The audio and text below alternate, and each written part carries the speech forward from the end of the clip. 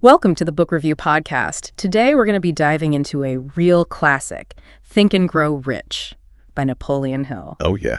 Now, this book, it's been around for ages. And, at first glance, you might think, oh, another self-help book. Right. But trust me, this one goes so much deeper. Hill spent years researching what he believed were the key psychological principles, not just for making money, but for achieving success in any area of life. I'm excited to dig in. So get ready. We're going to unpack these ideas, see what resonates, what maybe we question a bit, and most importantly, what we can all learn and apply to our own lives. So right off the bat, this book talks about a secret formula for success. Oh, yeah. Sounds kind of mysterious. It does have that kind of almost like a mythical feel to it. Yeah. It's this idea that there's this hidden key to unlocking achievement. And the book opens with this story about Andrew Carnegie, the steel tycoon. And he supposedly gave Hill this massive task, 20 years interviewing hundreds of successful people to figure out this formula. Yeah. And the thing is, the book never actually reveals the secret directly. Yeah, it does. It's hinted at throughout the text, almost like a puzzle. Yeah, like it's sprinkled throughout, waiting for you to kind of piece it together. So what do you make of that approach? What's interesting, because by not spelling it out, Hill seems to be saying that this secret isn't some quick trick or a hack. It's a way of thinking, a set of principles that you have to really understand and apply. It's more about the journey of discovery than just being handed the answer. Exactly. And the fact that it's woven throughout the book means that you have to really engage with the material to grasp it. And to add to this mystery, the preface has all these endorsements from some seriously big names, like a former president, even the Chief Justice at the time, F.W. Woolworth. I mean, that's impressive. These are people who obviously achieved a lot, so they saw something valuable in what Hill was putting forward. Oh, absolutely. And get this, Carnegie believed this formula was so powerful that if it were taught correctly, it could revolutionize education. Wow. Cut learning time in half. I mean, that's a pretty bold statement. That is a huge claim. So what kind of power do they think this secret held? Well, when you think about it, it suggests they believed in the incredible potential of the human mind. This idea that if you understand these core principles, you can learn and apply knowledge so much more effectively. It's about cutting through the noise and focusing on what truly drives success. I like that. Okay, so let's dive into one of these core principles. The power of desire, Hill is really clear here. It's not just about wanting something. It's about a whole different level of intensity. Absolutely. Right. It's not a passive wish. It's a burning desire, an active force. Yeah. That propels you forward. Think of it like the fuel that drives the engine of achievement. Without that strong, clear intention, you're not going to get very far. He uses the story of Edwin C. Barnes and his absolute determination to become Thomas Edison's business partner, not just work for him, but be his partner. That's a very specific desire and a bold one. I mean, he had no connections, no clear path, but his desire was so strong that he literally burned all bridges behind him. Wow. Arrived in New Jersey, not even asking for a job, but declaring his intention to go into business with Edison. And it worked. It did, and it's a testament to the power of that unwavering focus. It's amazing what sheer determination can do. Then there's that story of the prospector Darby. Oh, yeah. Who gave up digging for gold, just 3 feet away from striking it rich. It's heartbreaking. Right, it makes you think how close we might be to success without even realizing it. It's a powerful reminder to keep going, even when things get tough. And Darby, he actually learned from that mistake. He went on to succeed in insurance sales because he remembered that lesson of not giving up too soon. It shows that setbacks are often temporary, and the reward might be just around the corner. Exactly. As long as we don't lose sight of our desire. Hill also talks about the rebuilding of Marshall Field's store after the Chicago fire as another example of this burning desire to not be defeated by circumstances. It's a story of resilience. Field was determined to rebuild bigger and better on the same spot, despite the devastation. That's powerful. And then we have the stories of Henry Ford and Thomas Edison with their dreams of the horseless carriage and the electric lamp. Dreams that seemed impossible at the time. Yeah, but they had this unwavering desire that fueled them through years of relentless work. It underscores that big achievements often start as seemingly crazy dreams, but it's that absolute conviction that gives you the power to overcome obstacles and turn those dreams into reality. I mean, Ford, he started with very little resources, but he had that powerful vision. And Hill even shares a personal story about his own son, who was deaf, and his intense desire for his son to be able to hear and speak. It's a testament to how this principle can apply to deeply personal challenges. It's a moving example of how parents' desire, combined with faith, can even seem to influence physical limitations. It wasn't just hope. It was a deep conviction. That shaped their actions and led to an incredible outcome. And that brings us to faith, which Hill calls the eternal elixir. Yes. It seems to be the next step after that burning desire. It's the foundation upon which achievement is built, that belief in your ability to achieve your desire, even before you see the proof. He uses the example of Charles M. Schwab and the formation of the United States Steel Corporation as a prime example of this secret in action. It was a monumental achievement, driven by Schwab's unwavering belief in the potential of the idea. Then we get to the principle of autosuggestion, this idea that what we repeatedly tell ourselves, we eventually start to believe. It's like self-fulfilling prophecy. Hill argues that our subconscious mind is really influenced by suggestion. So if we feed it positive affirmations, we can reprogram it to align with our desires. But the opposite is also true. Negative self-talk can hold us back. And he gives us this self-confidence formula, a set of statements about your purpose and belief in yourself that you're supposed to repeat regularly. Have you ever tried anything like that? I have.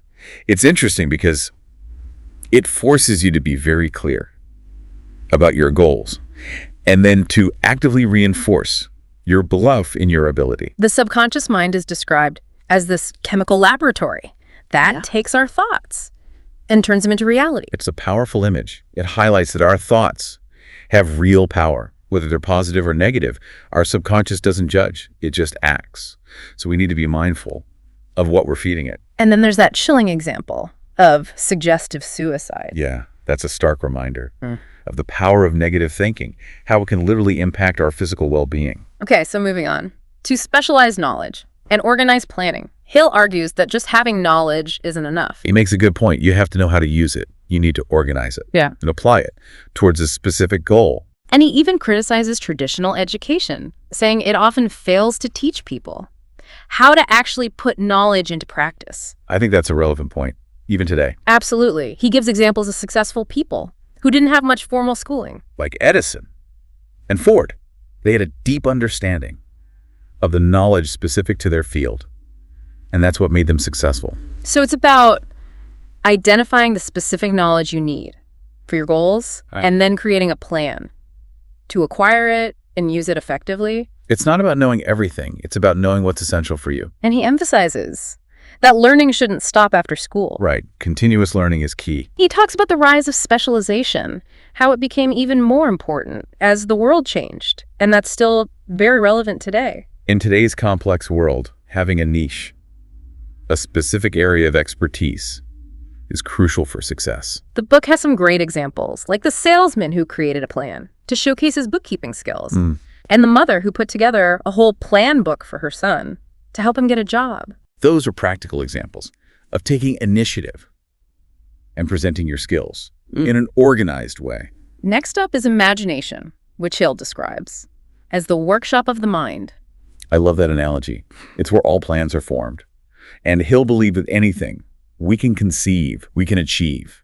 He says that times of rapid change, like now, are the most fertile ground for developing imagination. Because change forces us to think differently, to be creative, to come up with new solutions. He talks about two types of imagination: synthetic, which is rearranging existing ideas, and creative, which is generating entirely new concepts. And both are important. Synthetic imagination helps us adapt, and creating imagination leads to true innovation. And he says that turning desire into money requires using imagination to create those concrete plans. Right. Desire gives you the what and the why, but imagination shows you the how. Now we come to decision and persistence, two qualities that often go hand in hand. Yes. Hill says leaders make decisions quickly and stick to them. And he sees indecision as a major obstacle.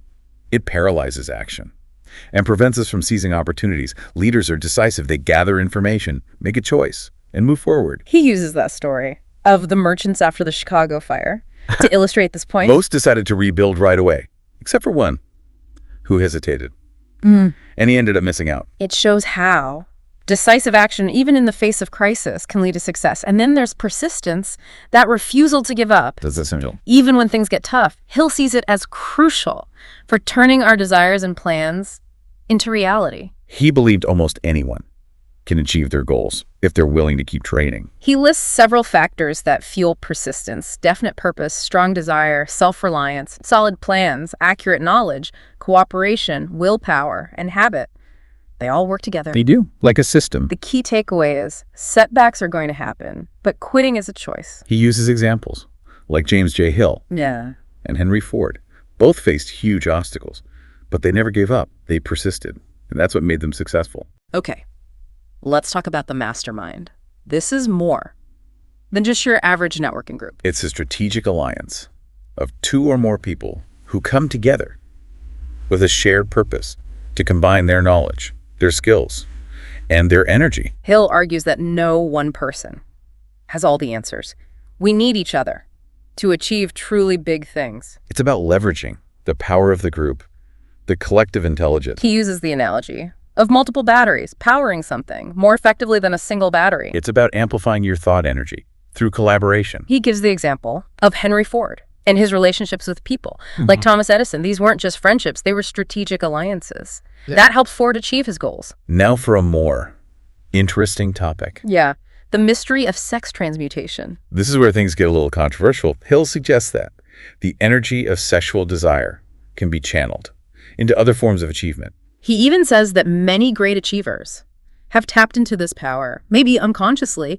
He mentions mind stimulants used by some artists and writers, but he seems to be focusing on the idea of intensifying thought vibrations, similar to how strong emotions can do. It's about harnessing that energy and redirecting it. This ties back into the subconscious mind, being more receptive to thoughts that are charged with emotion. Exactly. Thoughts mixed with strong feelings have a much greater impact. And Hill suggests that this heightened brain activity associated with sexual energy can make the creative imagination even more active. It's a fascinating concept. Finally, we get to the 6 ghosts of fear: indecision, doubt, and fear itself. And Hill says that indecision is the seed from which these fears grow. When we hesitate, we create space for doubt, and doubt can lead to fear. This chapter is about identifying and overcoming 6 basic fears. The fear of poverty, the fear of criticism, the fear of ill health. The fear of loss of love, the fear of old age, and the fear of death.